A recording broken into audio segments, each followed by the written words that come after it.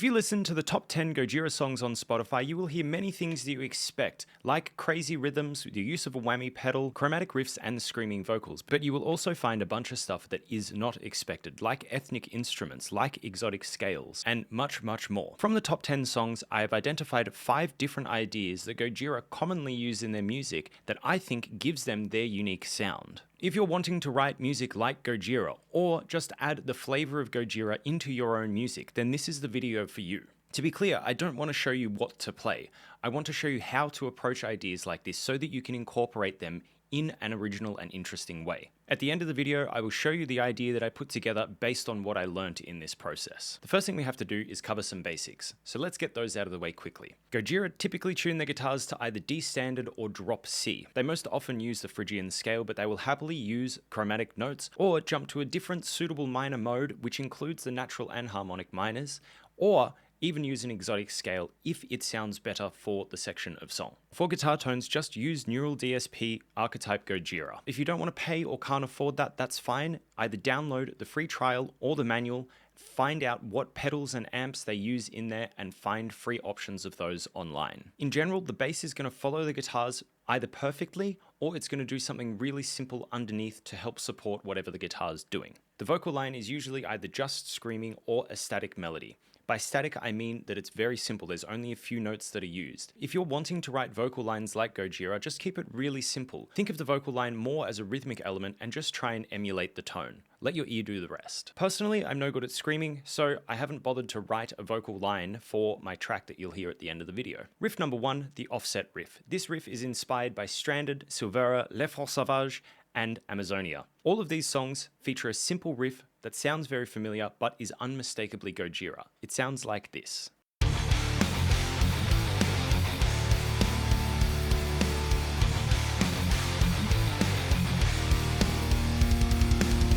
Most riffs we hear have important chords landing on important rhythms. In Gojira's case, they often put these important chords on weaker beats. If we play the example riff the way most bands would play it, it would sound something like this.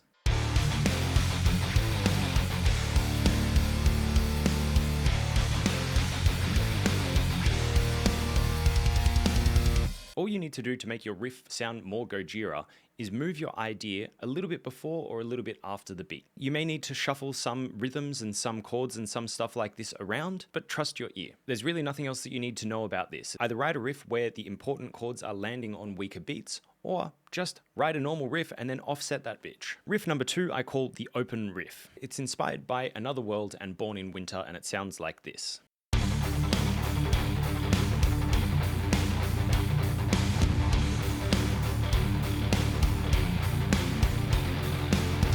All I'm doing is hammer-ons and pull-offs on my desired notes on suitable open strings. Rhythmically use whatever grouping you want, whether that's 3, 4, 6, or 8, and even 5 and 7 or something else altogether. It's really up to you what you use. The whole point is to keep the pulse the same, so it's the same subdivision over and over and over again from the main beat. In terms of tone, we actually want a lot less gain for this idea because there is so much rhythm going on here. We really want to emphasize that kind of percussive element that comes out in the guitar in these sections. The more gain we use, the less of that percussive element comes through. So the way to approach this idea is actually really simple, but it's going to take a minute to explain. Once again, I think that there's 2 suitable ways to approach writing something like this. Option 1 is to write a chord progression and arpeggiate that. If our song has a chord progression D minor, G minor, A minor, F, we can quickly see what notes we are allowed to use and at what time. Option 2 is by fooling around with the open string idea and changing 1 or 2 notes at a time using our main key, in this case Phrygian, as a guide.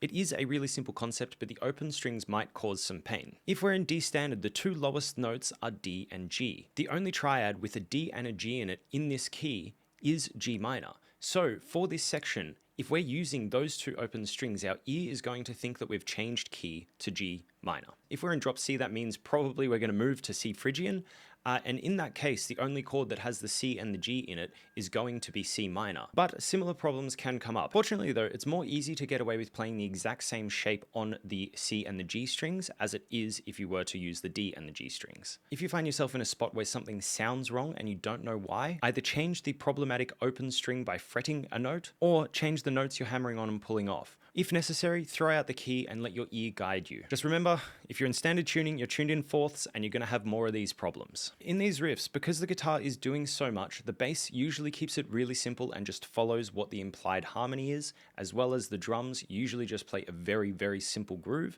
to allow space for the guitars to shine. Riff number 3 is what I call the Gojira burst. In loads of songs, they have a very short but extremely fast rhythmic burst of notes. From the list, Amazonia, Born in Winter, Stranded, Silvera, and it probably happens in every single other song too. Gojira do this all the time.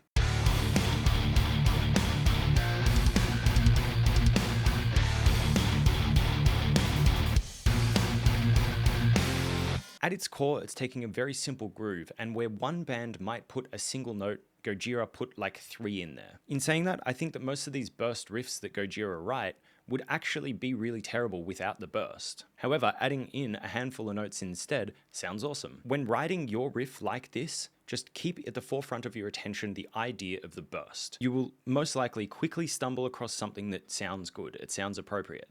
If you approach it from trying to get the groove first, you may have a lot of trouble really getting that going. Once again, simplicity is key and trust your ear. Riff 4 is what I call the accented riff.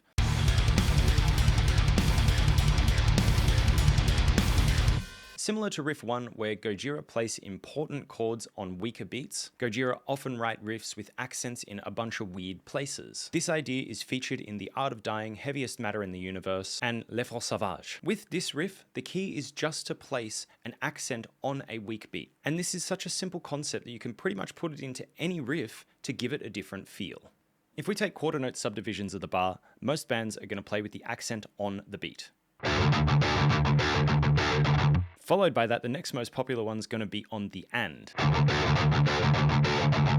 Far less commonly, people are going to put it on the E or the R.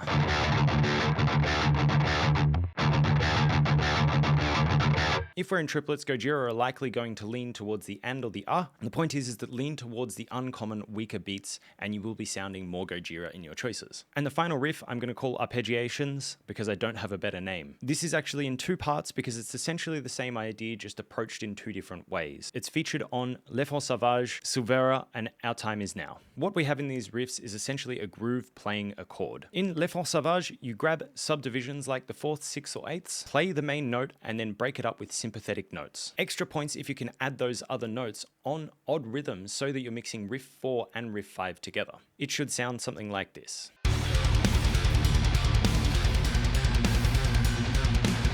It's really easy to do this and it doesn't actually matter if we're specifically playing chords. If it sounds good to your ear, then it's accurate. The second part to this idea is the tapping sections found in Silvera and Our Time Is Now. It's simply grabbing a sympathetic chord and tapping it as a quick high melody over our track. It sounds like this.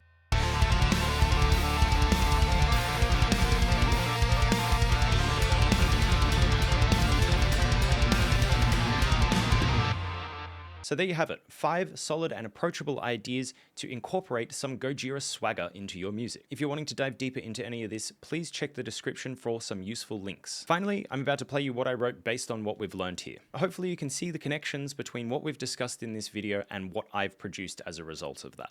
Catch you next time.